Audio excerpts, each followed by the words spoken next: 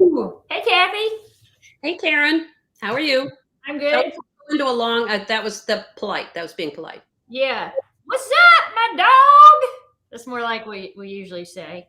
Yes, But we're here for serious reasons. You got your new book out, I do. which is fantastic. Already receiving rave reviews. I'm so bad at this is backwards. So Yeah. what I see in the camera's backwards. So Well, it looks right on there. So Okay. we're very happy to be here, especially because we're doing it from our homes. Kathy, you're in North Carolina, right? I am in Charlotte. Yes. Hanging out with your peeps. You got your cat there, Skinny. Well, Skinny's here. Skinny's very loyal. Everybody else has gone. Pretty much everybody else has gone to the beach. So Yeah. I'm here doing book tour. Yeah, well, it's kind of like having a pork chop around your neck when you have a beach house. People just want to pay attention to you, don't they? So, Kathy, how long have I known you? I can't figure it out. 20 years? More than that? Yeah. Yeah, I think so. Yeah. I think we were like, I was in my 20s. So that would make it. I was 12.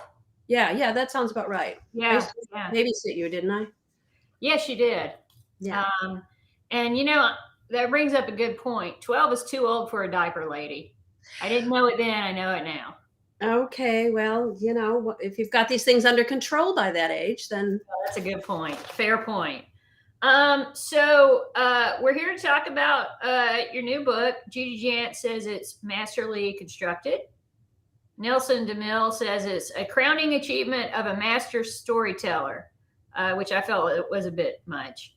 So this is this your 21st novel, or is it just a 21st Tempe novel? It's the 21st Tempe novel. So, but you wrote a standalone. I did. So you're both at 22 then, right?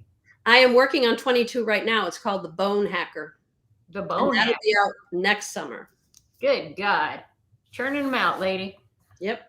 So what we're going to do is we'll talk a little bit about you, and then if people are still awake, we'll talk about the novel. Okay. Do you have a blowhorn or something we can wake them up? No. What do you call those things? The lifeguards use at the beach. Yeah. Okay. Well, you have nothing. So then we'll get into a little about the process, and then we'll have people ask. We've got some questions readers submitted, which I've been told that I have to read. Otherwise, you'll send the book police to me. This is like a question that I like to ask everybody because I think it says a lot about who you are. Have you ever been fired from a job? I think I was fired. My very first job was in a retail store selling ladies' clothes, and I think I was asked not to come back because I just wanted to deal with customers and I didn't want to put out stock. Wow. So I would have been 16. So you wanted to talk to people? That doesn't sound like the Kathy I know. Yeah, that was a long time ago. As we said, that's like 25 years ago, right? So where would that be? What town? It was in a suburb of Chicago. Oh, okay. We have heard a lot about suburbs of Chicago lately. Yeah.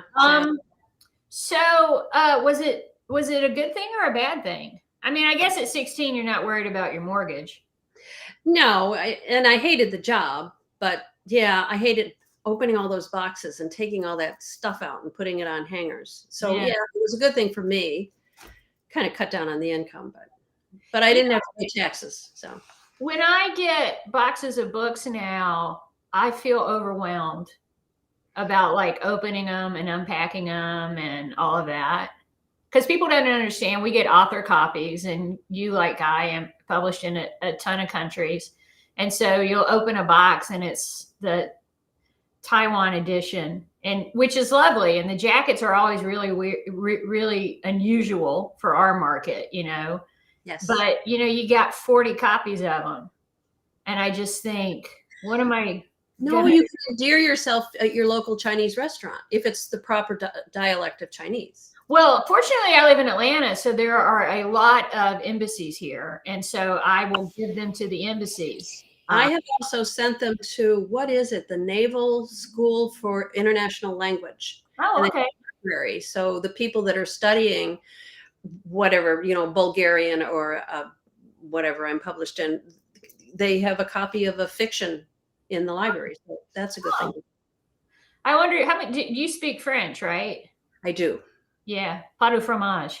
I wonder if it's easier if you're learning a language to read fiction as opposed to nonfiction or. I think Con- it would make it more fun. Yeah, well, So that's you're true. taking your language lessons all day and you're parsing verbs or sentences. And what do you do with verbs? You Conjugate. conjugating verbs. And then, if you can read something that's fun, I would think that would make it a lot better. Oh, well, maybe I should send them my books too. I can give you the address. And it's always funny when some of the books I get, I don't know what language it is. And I have to look to see where it was published. Was Yeah, it Bratislava or, wherever. I think that's a hot dog. What have you learned about yourself during the pandemic, other than you can tolerate your adult children?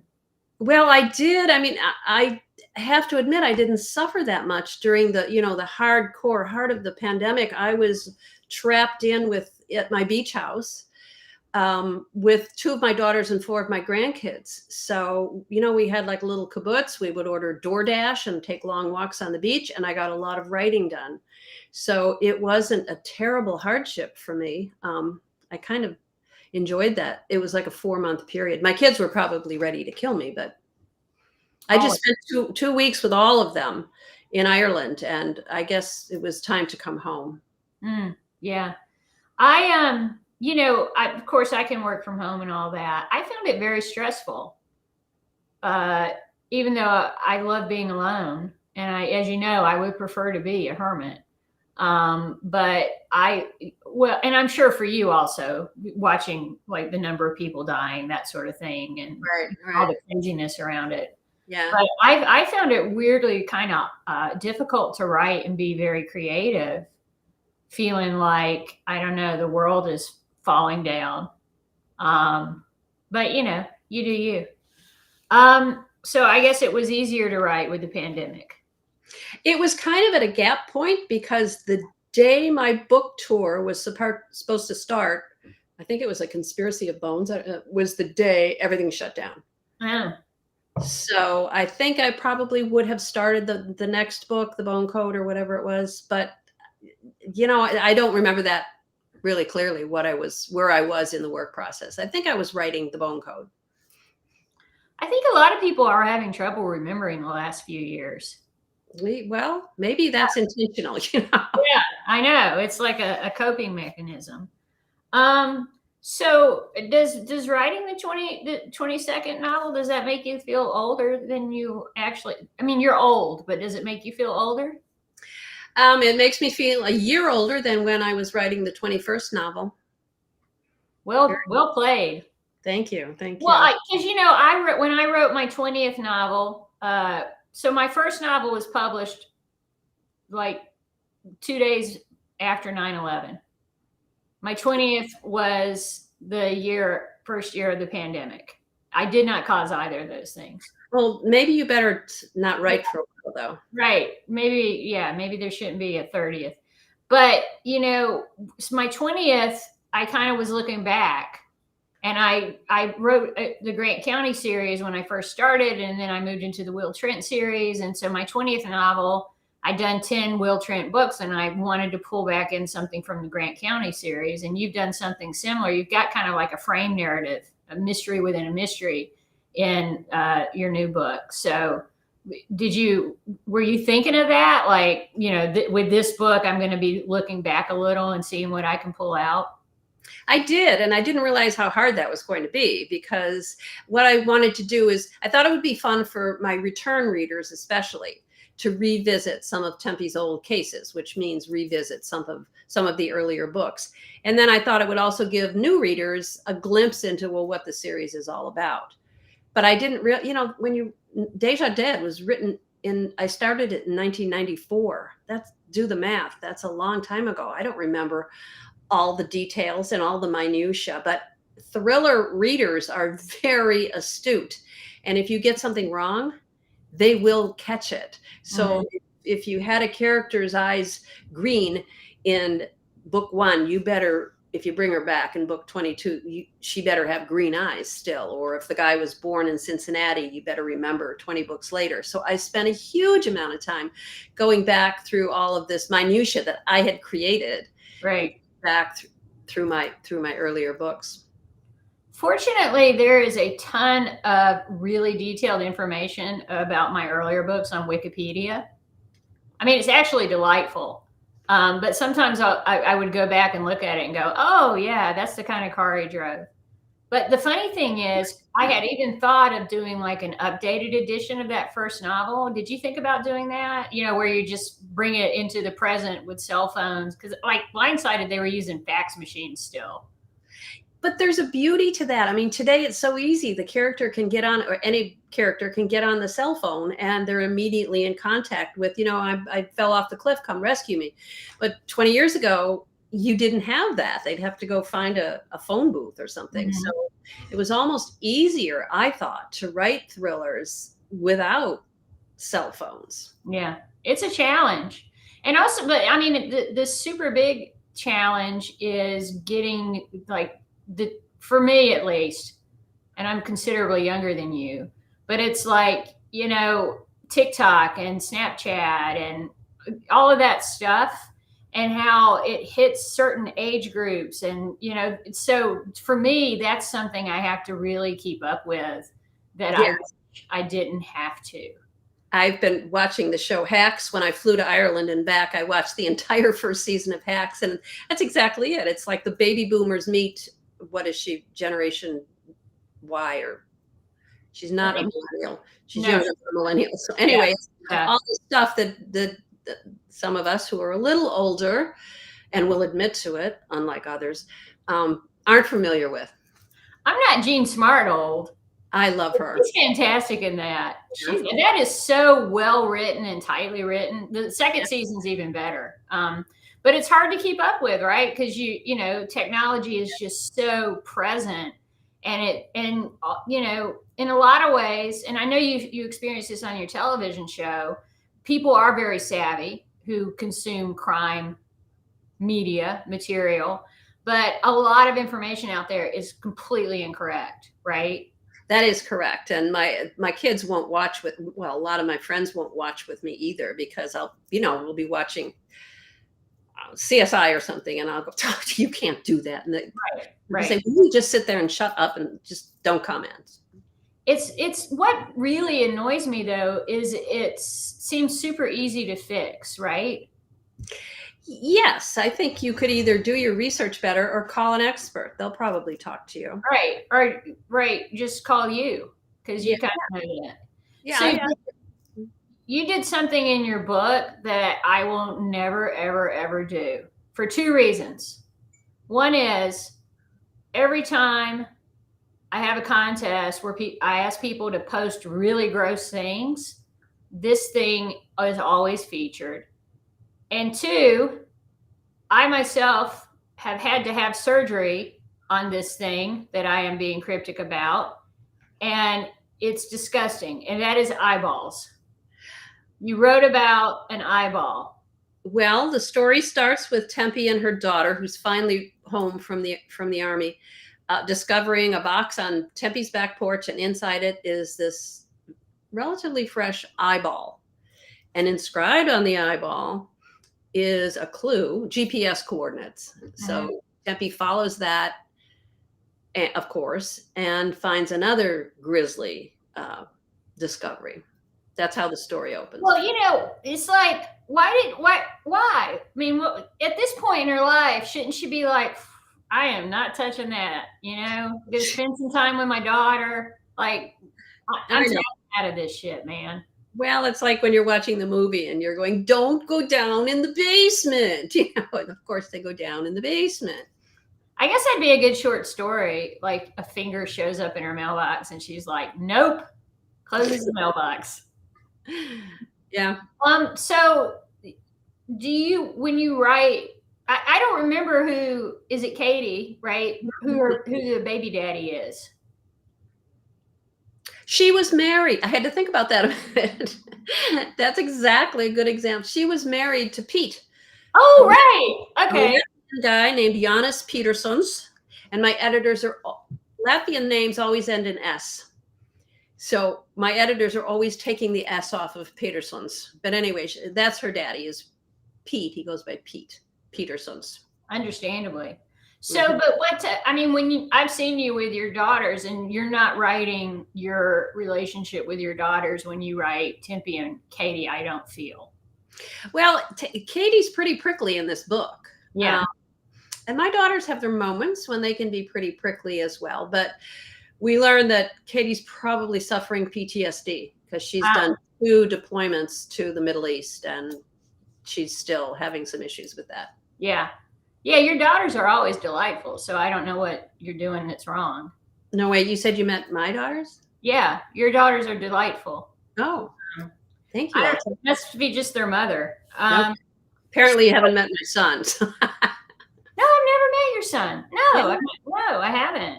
He and I wrote a whole series, a young adult series called Virals together. Young adult, don't do it. We did it. We did 6 of them. So I looked up on Amazon I look at reviews because I'm like, what are people talking about that really resonates with the book? And of course, the eyeball was front and center. People were so freaked out about the eyeball. I could think of worse body parts that she could have found on her porch. I think everybody feels a vulnerability about their eyeball, right? And people don't really understand it, right? I mean, you understand your finger, there's a bone in it, muscle tendon, all that. You can kind of figure it out. Your eyeball, it's like what? Pudding? What's in there, right? If I push it, is stuff going to squeeze out? Like if you get a cold, you're okay. If you get like an eyeball issue, it's freaky. It's just freaky, Kathy. You're going to have to accept me. I know that you put your fingers in it. Your background is not in biology. Okay, no, it is not. But I do have an English background, and I found part of the description of your book hilarious. It said, could this elaborately staged skein of a mayhem be the prelude to a twist that is even more shocking? Skein, really? Really? I didn't write that. Don't look at me. If I didn't know you and read your books, I would say, are you kidding me? So you should get your editor to change that. That's just a personal note. So did you etch GPS coordinates on an eyeball to see if it could be done? I did not do that, but there is a very reasonable explanation as to how someone did that. Okay. I see Skinny's tail in the background. I'm sorry. I didn't hear anything you said after I saw your cat. Again, I was worried pudding would come out. So you also have a Benedictine monastery. I do. Mm-hmm. Why? Did you just want to go to one and get some bread or something? Or how did that come about? I just thought it would be where this clue leads is a Benedictine monastery, and a very unlikely location within the grounds of that monastery. And I thought that just made a really good contrast, that's where this other macabre discovery was made. And it would perhaps suggest, well, what's going on in this monastery? Yeah, because they're like completely peaceful, calm, no history of violence there whatsoever. Skinny, not the cat, but Skinny, the character, also in this novel, has a humor. He does. Skinny is one of my favorite characters. I love to write dialogue for Skinny. Erskine Skinny Slidell. He's got quite a gallows kind of sense of humor. He is not Tempe's favorite person, but she realizes he's really a pretty good cop.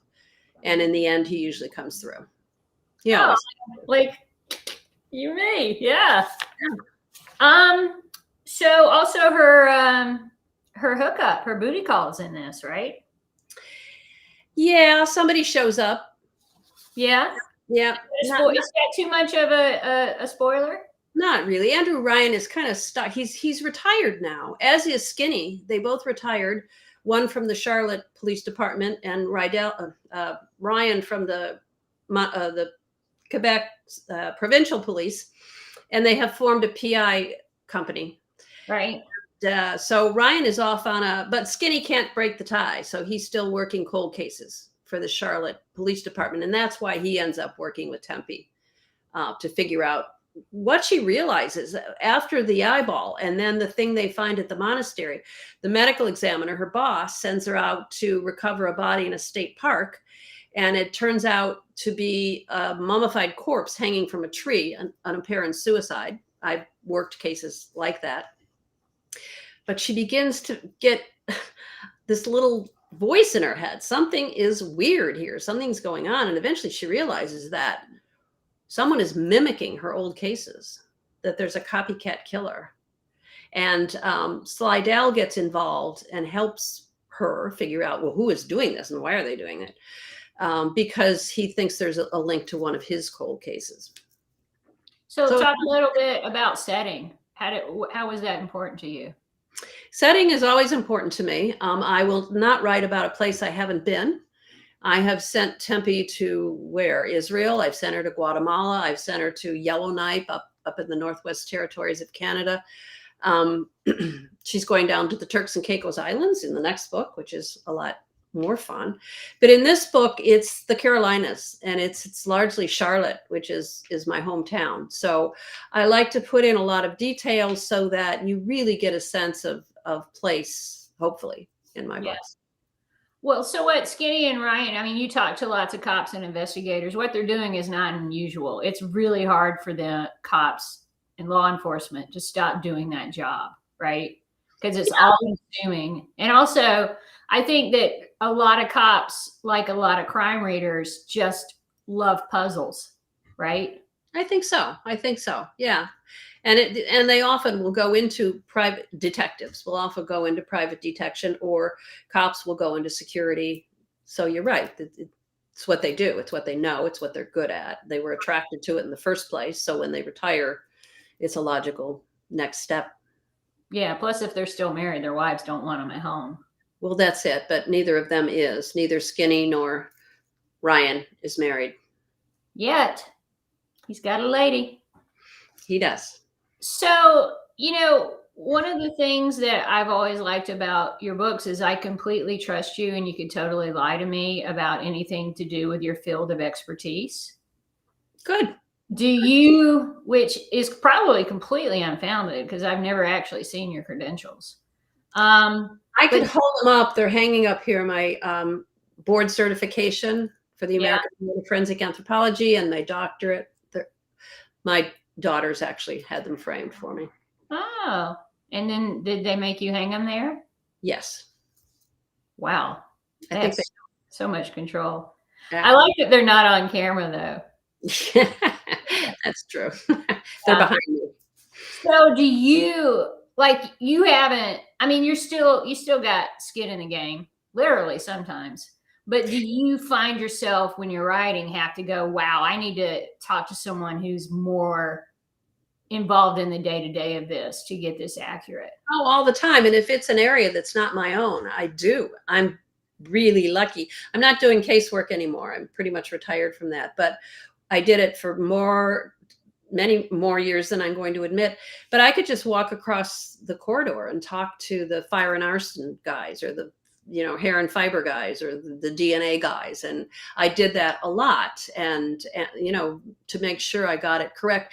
And then I usually don't let anybody read any of my manuscript until I submit it, much to the annoyance of my editors, except if there was a section I wrote on a science that's not mine, I would let them read that.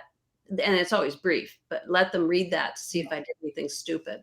Yeah, I do. I have a doctor who does that. And sometimes I'll say, I know this is not how you get there, but this is the point I need to get to. So make it sound believable. So, because that's the other thing, you can have the world expert in eyeballs, but if they can't articulate it to you in a way to tell a story, yes, then they're not useful to you as a writer. As an owner of an eyeball, absolutely, or two, but it's really difficult. And I think people don't understand or appreciate how great it is that science is collaborative. I mean, we saw this with the pandemic. They're like, wait, they told us this. Now they're telling us that. It's like, that's because that's what science is, right? You pull in more people, you study it, you do trials, you understand it, you try to wrap your head around it. And I often tell people that when they say, how does it feel to help solve a crime, or to, I'll say, I am one member of a team. Right. They testify in a trial, but there are going to be, 4 or 5 other experts probably that are going to testify as well. And I think one of the mistakes that professionals make, or scientists or make, is that they love their field, they love their science. So when they write fiction, they put too much in. They go on and on and on and on, and you can't do that. It's great. What I write are forensic thrillers, murder mysteries that are driven. The solution is driven by science, but you've got to keep it short, and you've got to keep it entertaining, which is not necessary in writing scientific treatises, and you've got to keep it jargon free.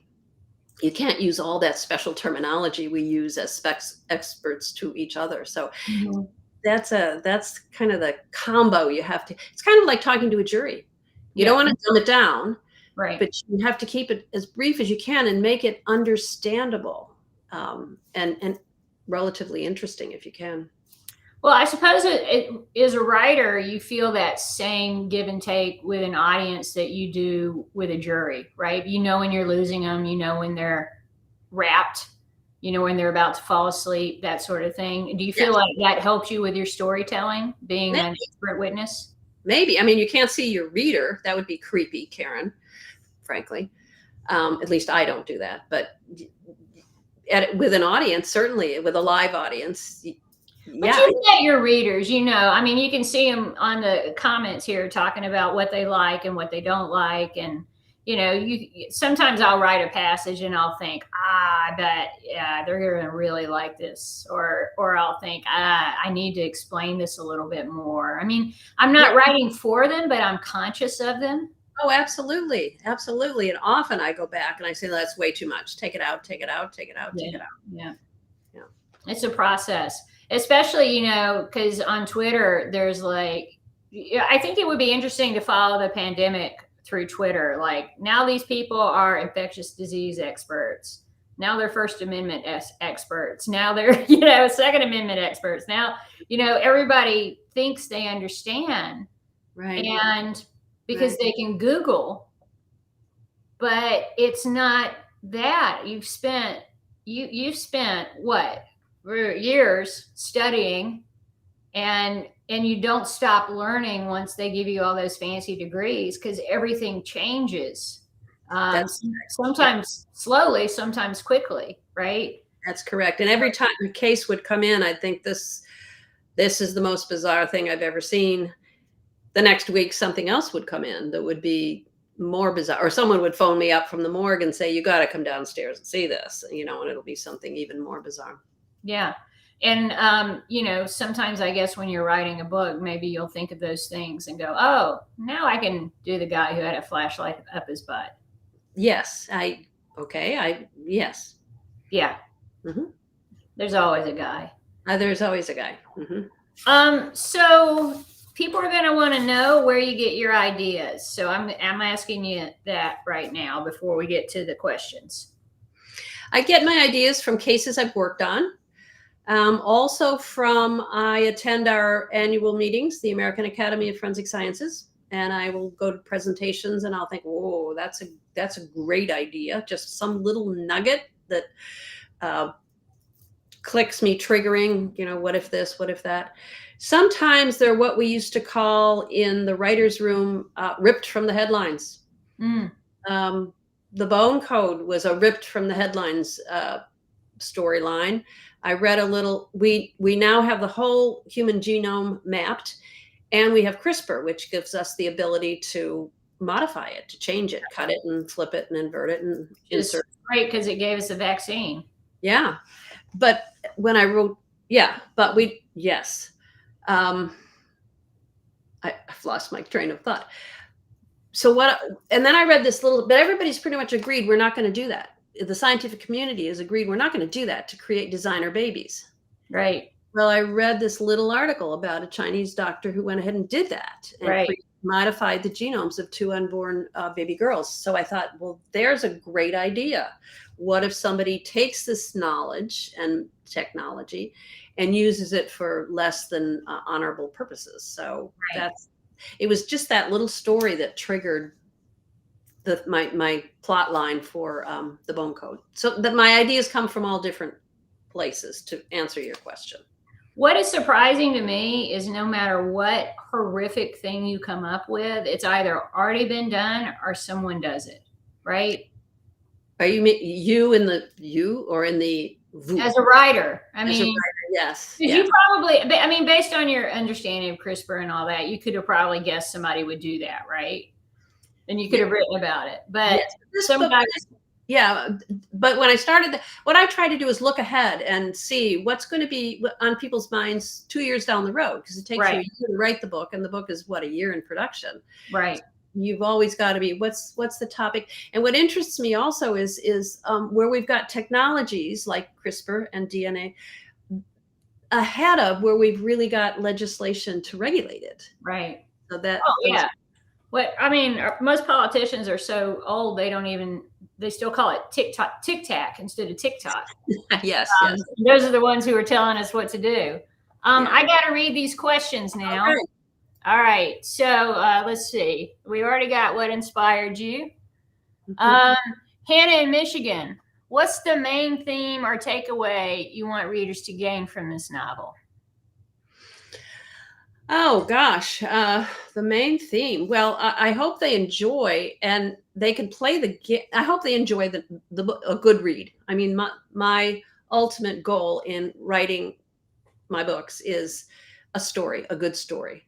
Mm-hmm. If they can enjoy guessing and solving the puzzle of who done it kind of thing, but if they can also solve the puzzle of what are the stories she's going back to? She's going back to these early. This rings a bell for me. What was it? Why is this mummified corpse hanging in the woods? And what happened? I hope they enjoy it. So I hope they enjoy the process of it. And of course, that any thriller, the bad guy or girl gets caught. So the ultimate theme, I guess, the moral is that good wins out over evil, and don't kill people.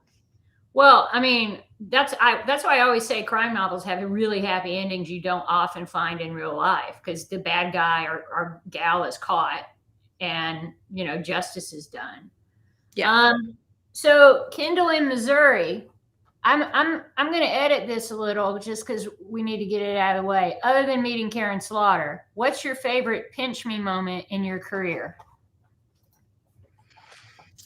Oh, I've met some wonderful writers, in addition to Karen Slaughter, of course. Meeting P.D. James, I met her early in my career. That was and I said to her, I was just like in awe. This is, I think, when my first book came out, we did a number of events together. Oh. And I got up the courage to approach her, and she said, "Oh, Kathy Reichs, I am so honored to meet you. It's such a pleasure." And I was like, what? You know my name? Yeah. I found her terrifying, weirdly.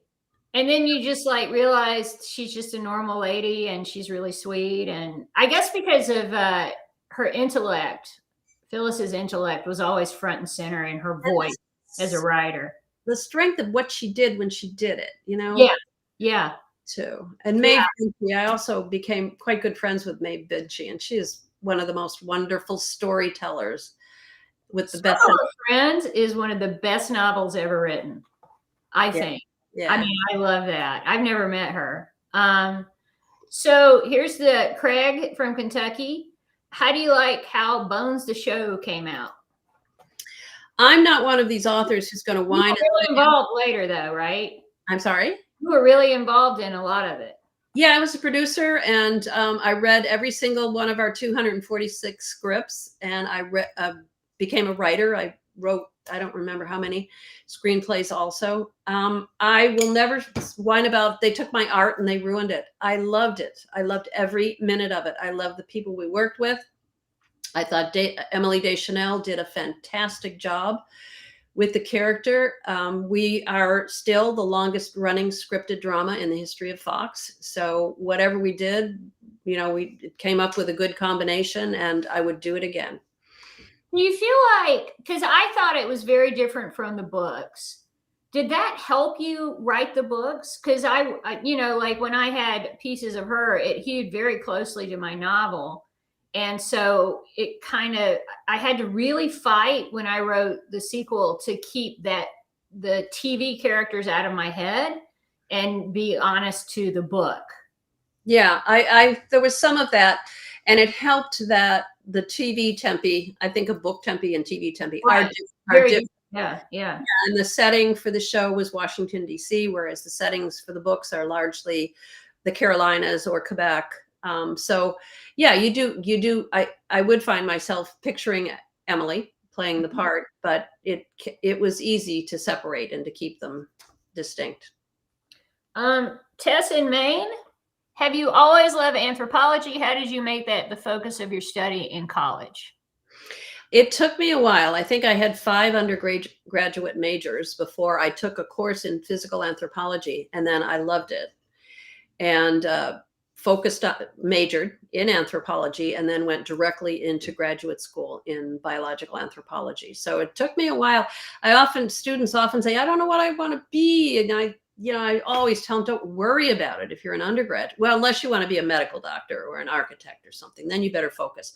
But, don't worry about it. If you're getting a liberal arts degree, you can go on and do many, many things. And my career has changed along the way. You're not committed. I started out as an academic, and then I started doing forensic casework at, in large government labs and wherever.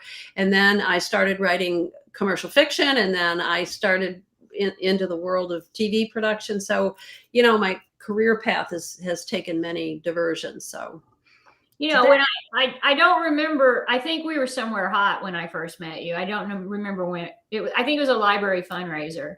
And you were clearly exhausted, because this was back when we had to do like 30-day tours to 30 different cities. Yes. And, I was just kind of giving you some space, and we had to go to a dinner or something like that. And one of the library donors had brought his daughter, and she was interested in science. And you perked up and became you, right?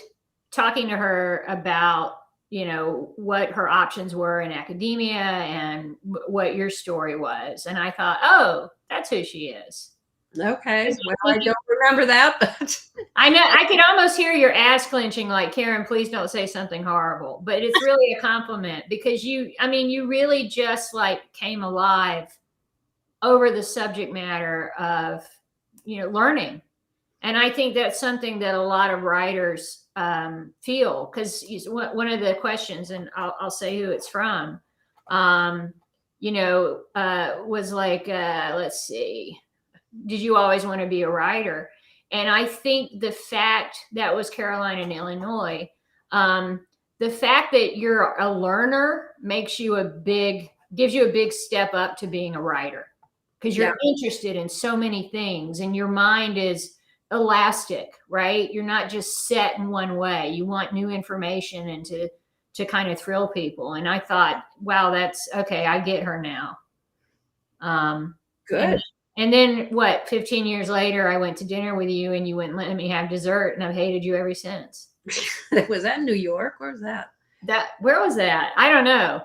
I just remember one night we were sitting around, there was a group, there must've been 8 of us, and we'd had 2 or 3 drinks, and you picked up the whole tab. I remember that. Yeah. I don't like having to sit through math. Like when people are, and we were also with some authors who had just started out, and it was a kind of pricey restaurant. And I'm like, you know what? This will be my treat, because someone did that for me. Jeff Deaver did that for me. I was at a book event, and everybody, I don't drink, right? which is why I should have been able to have dessert. And, you know, I was Why sweating. wouldn't I let you have dessert? Because you're mean. You were like, okay, let's go. I don't need dessert. But so I, you know, it was a big table, and people were like, oh, let's just split the bill 5 ways, right? And I'm like, oh, fuck. I guess my cats won't eat next week, because, you know, everybody had ordered steak, and I had like a salad, a starter salad. Yeah, and yeah. Jeff was like, you know what? I'll pick it up. Don't worry about it. So that I always think about how much that meant to me. Yeah, he's a good guy. He's a good guy. You always want to be the good guy if you can be the good guy. And why have success if you can't help other people? So here's a good one from Kobe in North Carolina. I hope he's not looking through your window right now. There is thunder going on out there. I hear that. Congrats on the 21st novel. Woo! What's the hardest lesson you've had to learn along the way? What's been the biggest blessing? Kobe, that's a really good question.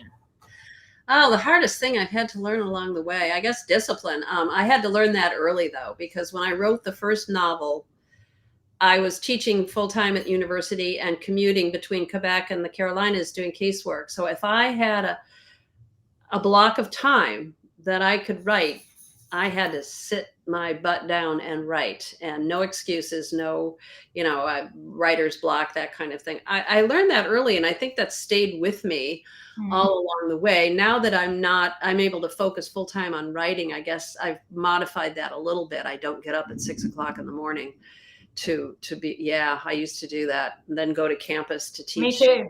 Yeah. No, I don't do that anymore, huh? Yeah. Not well, you say discipline, but you were very disciplined in your academic pursuits. It's very different to be disciplined in academic pursuit as opposed to a purely creative pursuit. Well, there's nobody, you have no boss. There's nobody, well, I mean, you have your editor and your publisher, but there's nobody over your shoulder. It's like after you finish all of your coursework for your PhD and it's time to write the dissertation, that's when a lot of people fail out, because there's nobody. All but dissertation. Yeah, ABD, there you go, because there's nobody there to make you do it. If you don't do it, you don't do it. So. Yeah. It's hard. That's like because this is another question from Calvin in Indiana, and he didn't ask me this. He probably was like, why is she talking? Sorry, Calvin, it's my show. He's asking advice to a new writer, and I always say, write. That seems so simple, but it's so hard. Yeah, right. Find that. Maybe you can't write every day. I couldn't, but there was a block of time, whether it was on weekends or 2 hours before going to work. Find that block of time and sit down and write. And also maybe join a writer's group, and you can motivate each other and critique each other. And I think that's probably a good thing to do for beginning writers. Yes, absolutely. Well, so that kind of answers Courtney from Port Richey, Florida's question. But I do want to say she's currently working on crime scene investigation, forensic science, associates in science degrees, and she's a huge fan of your book. And she wants to know, we got like 1 minute left. I was wondering if you had any advice for pursuing a career in forensic science. I think you kind of answered it, but let's give Courtney a shout out here. Yeah, Courtney, I don't know what area interests you. Forensic anthropology, if you want to be a real player, and I think this is true of a lot of the sciences, forensic chemistry, maybe not quite as much. You need a PhD, and then you need board certification. And I think currently you have to be practicing 3 years before you can you have to have the doctorate, and you have to be, they may have created a new level at a master's level though, but you have to get your minimum required educational credentials and then get certification.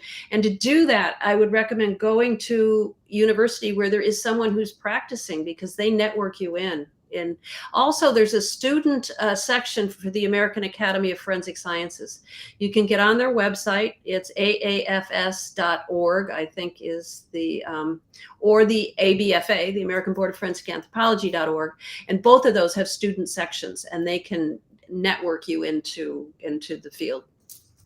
I would add, science is hard for women, and there's a lot of support groups for women in STEM. I have a friend who's a professor at Emory University, and she is a great mentor to young women. So that might be something to hook up with. Absolutely knowing nothing about it, it just seems like a really good idea. All right, we gotta bounce, Kathy. All right. Well, Karen, thank you so much. I'm looking forward to your book, which is. Oh, you gotta sign a book. You gotta show them you're signing I do. I have stacks of books. I haven't signed a book yet. No. Wait, I'll sign it. I'll show it to you. I'll prove it. Where do I sign it? Here we go. You're Kathy Reichs. You can sign that book wherever the hell you want. There it is. Oh, all right. That's a great note to leave on. Let's hold up the book. Tell people to read it. It was exceptional. We love you. Don't ever change. Thank you so much. Same to you. Bye. I like the hair, by the way. It's all poofed. Yeah, I just woke up. Okay.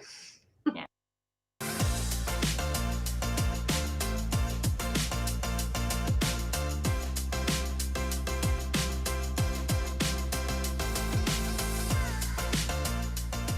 Hey, this is John Acuff, New York Times best-selling author of 7 books and someone who's done a live signing. If you like the one you just watched, make sure you check out our YouTube channel. It's full of amazing authors having great conversations and signing books for viewers just like you. So make sure you subscribe, and thanks for watching today.